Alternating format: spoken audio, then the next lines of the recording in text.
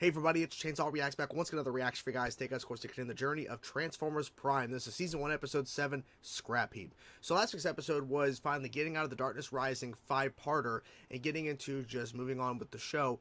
And honestly, I thought in last week's episode that, okay, Megatron is dead. He's not going to come back and he's going to be gone for a while. He's there. He's still alive, essentially, with the Dark Energon. And of course, who had to be, sent out and everything. Well, he basically sent himself out, was, of course, Starscream. And he's like, I'm the new Lord and everything. And he's like, I'm taking over Megatron. We're going to do better and all this stuff. And they were like, huh? And then, of course, Soundwave sends a little drone out or whatever and catches Starscream almost in the act, because he was in the act of killing, officially, Megatron off. I found our master. Let's take him back. And he didn't want to, because that whole scene was playing out. He wanted Megatron dead. He's like, well, they still think you're dead, so why don't we just make them believe that it actually is true, even though you're right here. I'm going to take this Dark Energon and all this stuff. So, I don't know what is the plan for Megatron, like how long it's going to take him to recover, and what's going to happen to Starscream and Soundwave and everything, like with him eavesdropping and everything. And they're really making, Soundwave very mysterious in the show in terms of what he's doing and everything. So, I'm not sure what to expect. The kid characters, the human characters that we've been following since the beginning, I'm not like turning around completely on them. I've already mentioned this before, and I think it was episode 6, maybe episode 5. But for me, it's like I'm just accepting that they're there. Like there's nothing that I can do to change the fact that they're there. I'm not completely like hating them, but at points I'm like they're not really needed necessarily. But we'll see what they do as we continue, because people are saying, a lot of people are commenting saying you're going to get used to the characters and you're probably going to overall enjoy them over time. So we'll see how they handle them, move them forward. Obviously, benefit of the doubt. We'll see what happens. So there's that. So anyways, guys, let's jump into now. Let's continue the next episode. Let's continue the journey of Transformers Prime. Let's go. Snow. Okay.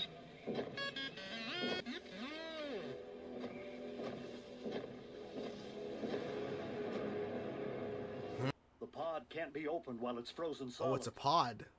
Okay. I like the new intro. I don't know why it wasn't in the beginning, Megatron. And that asshole. RC and I will search for any clue which might explain the origin of our Arctic find. Shouldn't they be in school? On Saturday, we have the whole Oh, weekend come off. on. Of course. Spend with you. It's a beautiful day for a ride. Would hate for you to feel guilty for leaving me indoors. Arctic exploration duty. Indoors where it's warm. I will bring you back a snowball. That would be A awesome. snowball. Okay. It's important. By the Allspark. Video game tournament. Last Oh, one I love standing that. wins. Okay, let's go for it. Bulkhead, Bumblebee, here, now. Bring it. No mercy. Oh, boy. It's broken or something. Just because the boss is out. I need some heavy lifting. The ground bridge is down. Temperature sub-zero and dropping. Okay, Got he's it. pretending. Get back. Oh. Oh, shit. Hello? Okay. Ooh. You want to play fetch?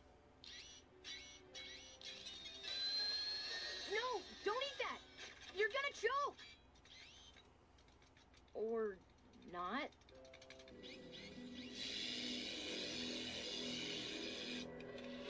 That's why it went down. We most definitely Oh, have a shit. problem. Yeah. But what could have caused this? We're busy. A What's scraplet. a scraplet? The most dangerous vermin ever to crawl upon the face of Cybertron. You have no idea the damage that teeny thing can do. He wouldn't hurt anything. Oh! Oh!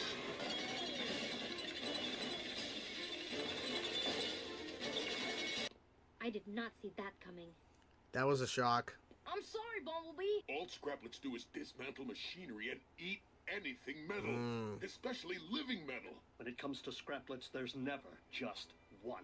Shit. I fear I Oh, know of course, a everybody swarm of them, right? How many are we talking about? Hundreds? Oh. And the power malfunctions and ground bridge damage. And we got this going on too with all the scraplet nonsense. Optimus to base. Core temperature readings They have can't reached bring you the back. zone. That's Prepare bad. to activate ground bridge. Do you read me? We have a situation. Can't hear you. The Scraplets have gotten into the comlink system. I say we bug out of here and let him keep it. Evacuation is not an option. You haven't seen a swarm of these things devour a bot. I have. They pick you apart from the inside out. I'll watch your back while you repair the ground bridge. And we go on a bug hunt. Let's see what happens. I hear Miami's beautiful this time of year. The nearest temperate climate is too distant, RC. Right?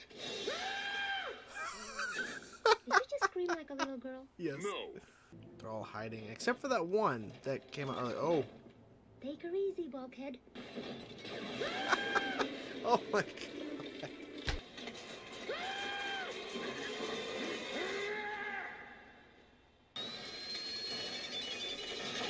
Jesus, that's scary.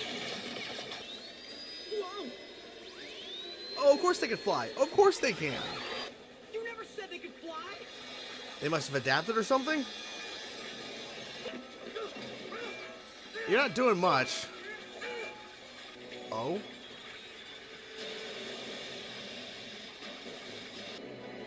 There's still a lot more.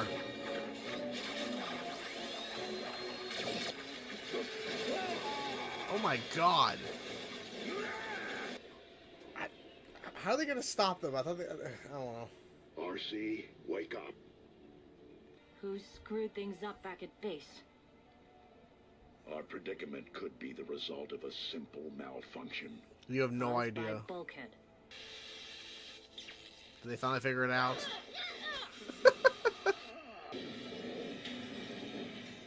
Hardly. Wow. These were just scouts. Remember, Oh my gosh. we're okay. Yeah. We're not metal. Here's the breach. Uh-oh. They're getting ready to feed. This is how our lights go out? RC, I mean, no, you're not gonna this die may here. not be the finish that we had planned. If we are to become one with the Allspark. Oh. Fire it up! Fire it up, let's go. Ground bridge. Beta. Bait, yes. Oh my god. Down! Down! Get down. Yep.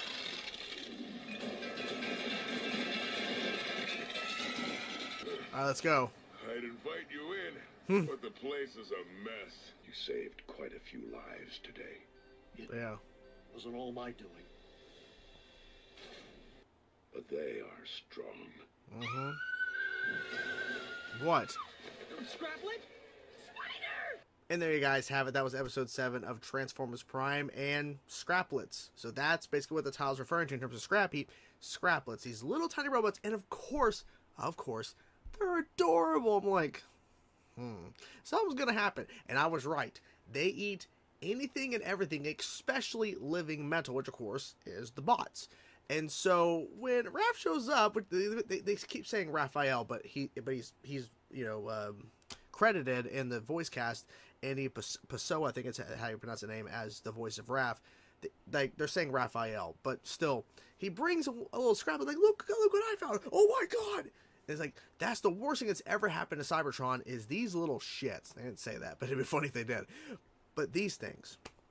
So while all this is happening and the chaos is ensuing in terms of the Scraplets, because of course they open the episode with them basically doing some sort of recon out in the Antarctica, and they find this pod that's just out there frozen solid.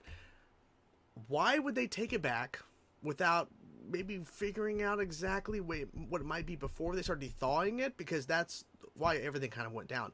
But then they sent back Optimus and RC back to the Antarctica or wherever they found the pod to, I guess, do more research and basically be out there. And then they're warned about how, if it starts the glowing blue on, your, basically keeping up with your temperature or whatever. If it starts glowing blue, that means it's imminent that you are going to start basically, shutting down. Like, you're going to start losing your energy and everything. And you'll die, right? So, of course, they're stuck out there while all the chaos is going on back at the base. They make a point to say it's Saturday. That's why the kids are here, because it's a weekend. They're not in school. And they actually, in this episode, which they've done this a couple other times before, there was a key moment for the kids to actually exist in the show. Because as I did the intro and kind of finished up and we're starting the episode, as I'm watching it, I'm thinking, because I'm seeing the intro, because, by the way, I really like the intro for the show. I'm seeing the three kids, Milo, Jack, and Raph. I'm seeing the three kids. Or Miko, I said Milo. Miko, Jack, and Raph. Sorry, I had the voice guys pull up here. Miko, Jack, Raph. As we're seeing them in the intro, I'm thinking, I wonder how the show would be if we didn't have these kids here. Now, I don't think they would have come up with an episode like this kind of concept, or if they did, it would be completely different, because they wouldn't be there. You wouldn't have these three human characters to help be involved. But with them being there, it makes sense, because the little Scraplets, that little scene where they're like walking around like mouth open looking for metal, and they're just tiptoeing through to go fix, you know, a panel or whatever that's broken that needs to be fixed in order to get the sky bridge, or the bridge, or whatever, the sky bridge, whatever they call it, the bridge to be operational again, of course, because the little Scraplets are eating everything in the damn place. They actually served a major purpose in this episode. So, round of applause. They actually got a thing to where they are actually very needed, because there's times where they're involved in the storyline and they're actually being more of a hindrance because they're actually making things, you know, potentially worse at points.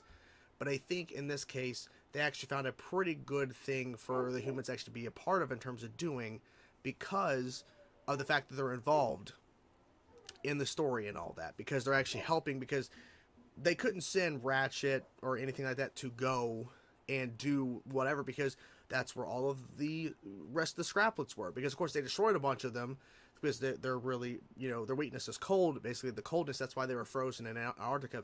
That's why they couldn't actually be functional, because they froze immediately when they landed. So they found a way to make it work and send them all back. There was a moment that I want to talk about. I was getting distracted a little bit as I was trying to talk because of the damn dog barking out there. I'm not sure which dog it was, but it was really annoying. But anyways, you might not have heard it, but I was hearing it.